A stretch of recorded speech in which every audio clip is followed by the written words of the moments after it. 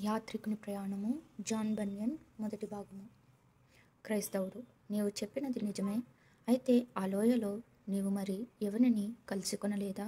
విశ్వాసి: లేదు, మరియు ఎవరునూ నాకు కనబడలేదు. ఆ మరణఛాయ లోయలో పడి నేను వచ్చినప్పుడు తక్కిన మార్గమందంతటా సూర్యప్రకాశము కలిగెను. క్రైస్తవుడు: అది నీకు మేలు. నా ప్రయాణము అంత సుఖముగా జరగలేదు. నేను ఆ లోయలో ప్రవేశించి కొంతసేపైన తరువాత అపోల్యోనను ప్రచండ పిశాచముతో నాకు భయంకర యుద్ధము జరిగినది. అది నిశ్చయముగా నన్ను చంపునని అనుకొంటిని. ముఖ్యముగా అది నన్ను క్రింద పడదోసి నేను ముక్కలగునట్లు తన క్రింద అణిచివేసినప్పుడు నా వినాశకాలము వచ్చిననుకొంటిని.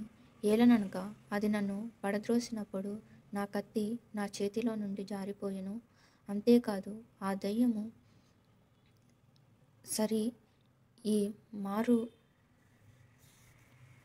నిన్ను లోపర్చుకొంటిని గదా అని నాతో పలికెను. అయితే నేను దేవునికి మొరపెట్టి తిని, ఆయన నా ప్రార్థన విని నా సమస్త శ్రమలలో నుండి నన్ను విడిపించెను.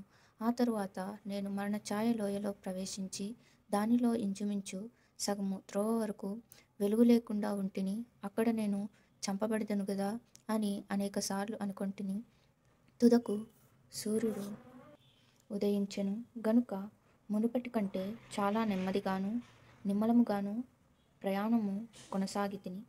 ఆ సంభాషణ జరిగిన తరువాత నేను నా కలలో చూచినది ఏమనగా, విశ్వాసి త్రోవ ప్రక్క వైపు చూచి తానుగాక వాచాలుడను పేరుగల మరి ఒకడు కొంత దూరముగా నడుచుట చూచెను.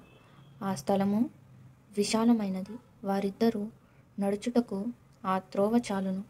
ఆ మనుష్యునితో విశ్వాసి సంభాషింప మొదలుపెట్టెను.